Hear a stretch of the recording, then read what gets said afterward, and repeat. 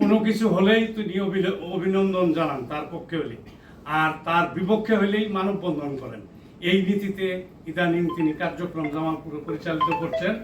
আমরা আজকের এই প্রোগ্রামে আমরা আমাদের নবগঠিত কমিটি, এই জামালপুর রেড ক্রিসেন্ট ইউনিটের যে কমিটি এসেছে, এই কমিটির বিরুদ্ধে দেখলাম জামালপুর জেলা প্রশাসক মহোদয়ের আঙ্গিনা সে একটি সমাবেশ করেছে। সেই সমাবেশে অত্যন্ত আপত্তিজনক বক্তব্য রেখেছেন জেলা প্রশাসক মহোদয়ের বিরুদ্ধে, যেটা আমরা তীব্র নিন্দা এবং জামালপুরবাসীর পক্ষ থেকে খুব দুঃখ পেয়েছি।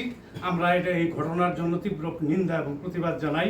সেই সাথে আমি আরও প্রতিবাদ জানাই আমার সম্মানিত নবগঠিত কমিটির সম্মানিত সদস্যদেরকে নিয়ে ব্যক্তিগত কুরুচিপূর্ণ বক্তব্য তিনি দিয়েছেন, যেটা তিনি দিতে পারেন না, সেটা চরম অন্যায়ভাবে সে করেছেন।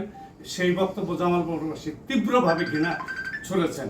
আমরা সে ঘটনার তীব্র প্রতিবাদ এবং জানাই। এবং আজকে জেলা প্রশাসক মহোদয়ের আঙ্গিনাতে তিনি যে বক্তব্য রেখেছেন সেটা অত্যন্ত আপত্তিজনক। ব্যক্তিগতভাবে জামালপুরের জেলা প্রশাসকের বিরুদ্ধে তিনি থ্রেট দিয়েছেন, বিভিন্নভাবে হুমকি প্রদান করেছেন, যেটা আমাদের জামালপুরবাসীর জন্য খুবই দুঃখজনক।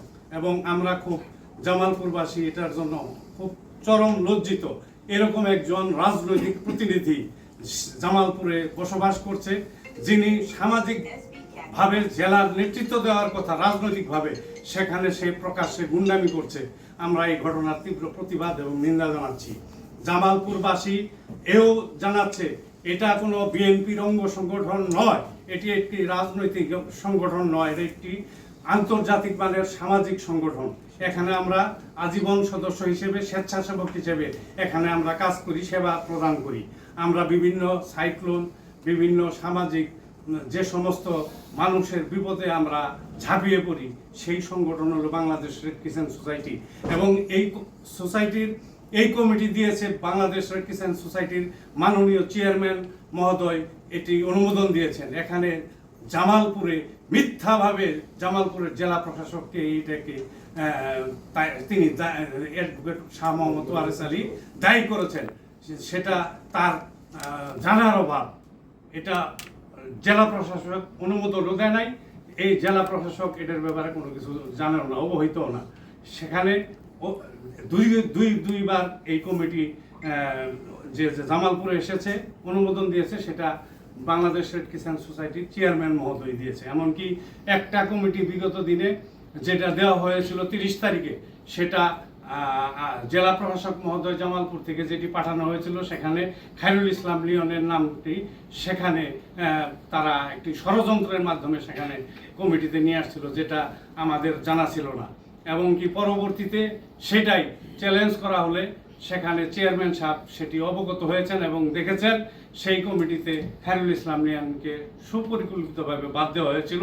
এবং তিনি সেটি দেখে আবারও খায়রুল ইসলাম লিওনকে দিয়ে 15 তারিখে সেই কমিটি পুনরায়, আগের কমিটি বাতিল করে নতুন কমিটি পুনরায় জামালপুর জেলা রেড ক্রিসেন্ট ইউনিটের কমিটি তিনি পুনর্বহাল করেছেন। আমরা জামালপুরবাসী রেড ক্রিসেন্টের চেয়ারম্যানকে, ট্রেজারার অ্যাডভোকেট আমিনুল ইসলাম সহ রেড ক্রিসেন্টের অ্যাডহক কমিটি, যেটি জাতীয় কমিটি, তাদেরকে আমরা অভিনন্দন জানাই। আমরা অভিনন্দন জানাই জামালপুর জেলার কৃতি সন্তান, আমাদের উর্বর মাটির গর্বিত সন্তান, দেওয়ানগঞ্জ বক্সিগঞ্জের নির্বাচিত সাবেক এমপি মহোদয়, আমাদের অত্যন্ত আস্থাভাজন জামালপুর জেলার না সারা বাংলাদেশের তিনি নেতৃত্ব দিচ্ছেন। বিএনপির কেন্দ্রীয় কমিটির নির্বাহী কমিটির কোষাধ্যক্ষ জননেতা এম রশিদুজ্জামান মিল্লাত সাহেবকে আমরা এই নবগঠিত কমিটির পক্ষ থেকে আজকে অভিনন্দন জানাই। আমরা অভিনন্দন জানাই আমাদের জেলার কৃতি সন্তান, আজীবন সদস্য, আমাদের অত্যন্ত শ্রদ্ধাভাজন ব্যক্তিত্ব জননেতা জনাব শামীম আহমেদকে আমরা আমাদের এই নবগঠিত কমিটির পক্ষ থেকে ধন্যবাদ এবং কৃতজ্ঞতা জানাই। আমরা ধন্যবাদ জানাই আমাদের এই কমিটির একজন সুযোগ্য সদস্য, সাবেক এমপি বুকের নীলুফার চৌধুরী মনিয়াপা, তিনি আমাদের বিভিন্নভাবে সহযোগিতা করেছেন।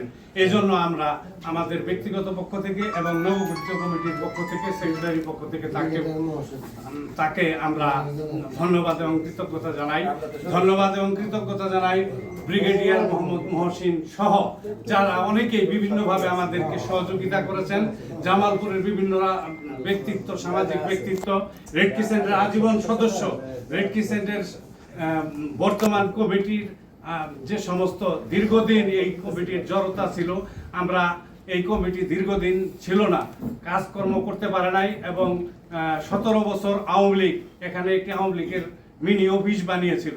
সেখান থেকে আমরা আজকে রেড ক্রিসেন্টকে পুনরুদ্ধার করে জামালপুরবাসীকে আগামী দিনে আমরা এই স্বেচ্ছাসেবক মনোভাব নিয়ে এখানে বিভিন্ন এই সাইক্লোন, বন্যা এবং বিপদে জামালপুরবাসীর পাশে যেন আমরা দাঁড়াতে পারি, নিজেদেরকে একজন স্বেচ্ছাসেবক হিসেবে সেখানে যেন সম্পৃক্ত করতে পারি, এই আশা এবং প্রত্যাশা রেখে আজকে যে সমস্ত সাংবাদিক বন্ধুরা আমাদের মাঝে এসে উপস্থিত হয়েছেন, আবারও আমি আমার ব্যক্তিগত পক্ষ থেকে, আমার প্রাণপ্রিয় সংগঠন Bangladesh red crescent society Jamalpur জেলা ইউনিটের পক্ষ থেকে, আমার সেক্রেটারির পক্ষ থেকে, নবগঠিত কমিটির সকলের পক্ষ থেকে আপনাদেরকে শুভেচ্ছা এবং অভিনন্দন এবং ধন্যবাদ জানাচ্ছি।